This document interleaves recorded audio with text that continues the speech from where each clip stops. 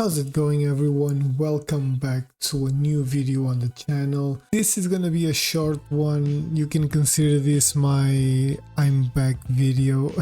I know it's been a while, like 2 years or so, life got in the way, or maybe I let life get in the way. Probably more that second option than the first one. I'm gonna start making content again. Luckily I found a way of doing it. The intentions are exactly the same as before, making content on something I love, which is Magic the Gathering. This one's gonna be a little bit of a, I'm gonna show just a couple cards I bought for a couple decks. I already separated them into piles. It's easier to explain that way, but yeah, I guess that's it. Nothing too crazy, nothing too fancy on this first video. Later this week I'm gonna release another video with a little pack opening with the Duskmorn pre-release kit. I haven't opened this yet because I was trying to set up everything, camera wise, a little bit of quality, mic setup. Overall you can see it because I don't use a face cam for now. Let me know if that's something you'd like to see, a face cam. But yeah, this week I'm gonna show a little pack opening with some Duskmorn product. Not a lot of things, something fun, something cool, and also later this week probably my first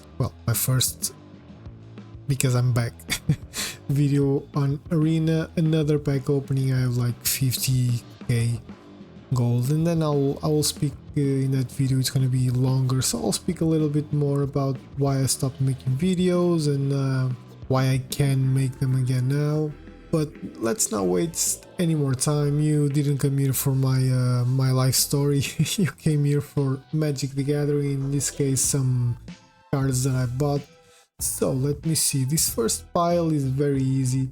I got the Atomize from the Fallout collection because that was a card I received as a preview on my email when the collection came out, and Need Music Guild pack exactly for the same reason. If you go on my socials, all links are going to be in the description. You can see the pictures I took, when I got those emails. So I'm trying to collect all the cards that I get as previews, so pretty cool. I still have like 4 or 5 more that I need to get, but all good. These two cards, Time Stream Navigator and Corsair Captain, are for a commander deck that I'm building. I saw that deck in a video. I don't really remember whose video it was. It was like 2 or 3 months ago that I saw that video. I already have a couple cards for that deck. I bought these two. I don't even remember if this one was actually in the video, but it fits. If you guys want, I can bring a video or start bringing a couple videos every now and then, just talking about commander decks or decks that I'm building or decks that I'm into. But Time Stream Navigator and Corsair Captain, both for that specific deck. Let me know down in the comments if you guys like me to bring a video talking about that. If not, let me know if you want the link for the video I saw. I can always go try and find it. But anyway, these 3, I think it's 3, let me just see without spoiling. Yeah, 3 cards I bought because, well, first of all, they fit in a lot of decks. Well, first we have Commandeer. It's a pretty good free spell, nothing else to say about it. And after Curiosity, another pretty good enchantment, simple. I think I have 2 where it can go, so let's see. And Tomorrow Azami's Familiar, I think that's the name in English. The card is in Portuguese. I'm Portuguese, in case you're new here or I haven't said before. But it basically reads, if you were to buy a card, instead you look at the top 3 cards of your library, you put one of those cards in your hand and the remaining in the bottom of your library in any order.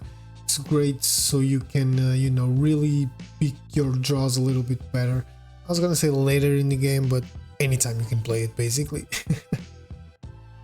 And now for the biggest pile. This one is for a completely new deck with a theme I love, which is Artifacts. We start off very strong with Transmutation Font. This card is very good. If you get a card like Staff of Domination, I don't know if it really fits this, because I don't know if you can tap and untap permanents or just creatures, but I think it's permanents. Editor tab here, it wasn't permanent, it was creatures. You can just ignore everything I said now and later on in the video, but you get my point. Cards like Staff of Domination work, they just have to be a little more specific. Carry on. If you get enough mana and enough cards to tap and untap, in this case artifacts, you can go get a lot of stuff from your graveyard and really have a huge turn, crazy turn. Food fight, let's say you get to copy food fight a couple times, which is not that difficult, and you have a lot of mana, you can easily take out a player or two with this card. Bronze Guardian, actually a card I don't think I knew about before. I saw it in one of those, oh, this is a good budget card or whatever. Double Strike, War 2, other artifacts you control have War 2, and Bronze Guardian's power is equal to the number of artifacts you control. This card is actually pretty strong. You will give every artifact War 2. That makes a huge dent in your opponent's ability to remove your stuff, so can't really complain about this one. Metalwork Colossus, I mean, it's a big boy and you can keep putting it back in your hand from your graveyard. Oh, and you can cast it for free, so what's not to love? Cursed Mirror, another artifact that will become a copy of any creature on the battlefield until end of turn, and it has haste, a couple bounce spells, and you can do this repeatedly. If not, it's a mana rock. Not that great mana rock, but a mana rock nonetheless. Can't really complain. Empowered Auto Generator, it understepped, so that's not great, but again, with cards like I think Staff of Domination would work, but cards like those, you know, where you can tap and untap things for mana, it understepped, you untap it and you start adding charge counters and mana, so pretty decent. Collector's Vault, you get to create treasures, you get to draw, can't really complain, it's cheap as well. Edge Champion, it has protection from all colors as long as you control 3 or more artifacts. I mean, it's gonna have protection from all colors if you're in an artifact deck. I think that's pretty obvious, so pretty decent.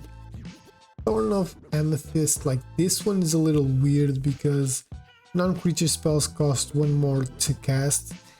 If you have the right cards, you know, cards like for example Metalwork Colossus, that's a creature, I know, but it's also an artifact. So let's say if you have an artifact with affinity for artifacts or something like that, then this card won't have an effect on you, but it will have an effect on your opponent, so it's pretty decent. I like the card, I like the design, it's cheap. Ugin the Ineffable, great card. Colorless spells you cast cost 2 less to cast, so that's great. You can exile top of your library face down. When the token leaves the battlefield, you create a 2/2 colorless spirit token. When it leaves the battlefield, you put the exile card in your hand, or you can destroy a permanent that's 1 or more colors. Like, a great card overall. And then these two, I bought them with the idea that they will be very good either as the commanders or in the 99. They do not have all the colors for all the cards I bought. So let's say I like Urza Prince of Krug as my commander, I cannot play Food Fight or Cursed Mirror, for example. And let's say I like Seili as my commander, I cannot play Bronze Guardian from this list I got. But both of them are pretty good, pretty decent. They do similar things, you know, you can create tokens that are copies of, in case of Seili, another target creature or artifact you control. It also becomes an artifact and it gains haste and you have to sacrifice it at the end of the next step. In case of Urza, basically you create a token that's a copy of target artifact you control, except it's a 1/1 soldier creature in addition to its other type. So, you know, they both are in a type of token creation strategy that revolves around artifacts. They synergize pretty well with a lot of stuff I bought. but you know, it's just good cards to have in the collection, even if they don't really have a home right now. So let me know what you guys think. If you have any suggestions for my artifact, that just let's keep it budget, like $3 and less each card, something like that. Like if the card is very good, I can go up to 5 or 10, but not not that many cards will make me want to spend $10 on it. Anyway, leave your suggestions down in the comments. I'm back once again. I really hope you guys come on this journey with me, and then we'll have a great ride together and just enjoy Magic. For those that are new on the channel, all my links are down in the description. Twitter, Instagram, Facebook. Yes, I still have a Facebook, even though I don't really post anything there specifically. I still have it. Obviously, I have a YouTube, so you know, subscribe, like, leave a comment just saying, hey, welcome back, or whatever, something nice preferably. And yeah, that's it. I'll see you on the next one.